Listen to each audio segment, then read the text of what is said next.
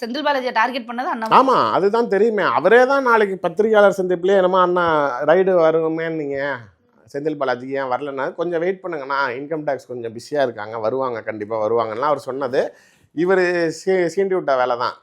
ஒன்றுமே இல்லை மேடம், யார் காசு வாங்காமல் எந்த வேலை போட்டு தரா, இல்லை இந்த தமிழ்நாட்டில் காசு கொடுக்காம எந்த வேலை நடக்குது நிலையில் நாளைக்கு இவரை கொண்டு போய் 400 நாள் உள்ள வைக்கிறீங்க. அதாவது 2 பொலிட்டிக்கல் பார்ட்டியோட ஸ்ட்ரென்த் ஃபேக்டர் என்னன்னு அந்த விஷயத்தில் பார்த்தீங்கன்னா, பிஜேபி வந்து அண்ணாமலை கேட்குறாரு, மாநிலத்தில் கேட்குறாருன்னு ஒரு மந்திரியவே தூக்குது, 400 நாள் உள்ள வைக்கிது, ஒன்றும் இல்லாத ஒரு பஞ்சாயத்துக்கு.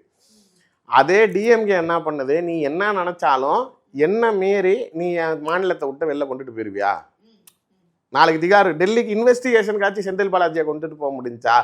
400 நாள் ஆச்சுனாலும் 400 நாளாகவும் மந்திரியாக தான் வச்சுருந்தோம், ஏன் ஜெயிலில் தான் வச்சுருந்தேன், ஏன் போலீஸ் கஸ்டடியில் தான் வச்சுருந்தேன், ஜெயிலுக்குள்ளாரே இருந்தாலும் மந்திரியாக தான் வச்சுருந்தேன். ஏன் கட்சி பாரு நீ என்ன பண்ணுவ அப்படி, அதாவது நான் பொலிட்டிக்கல் ஃபைட்டு மாதிரி ஒரு சினாரியோ கிரியேட் பண்ணுறாங்க.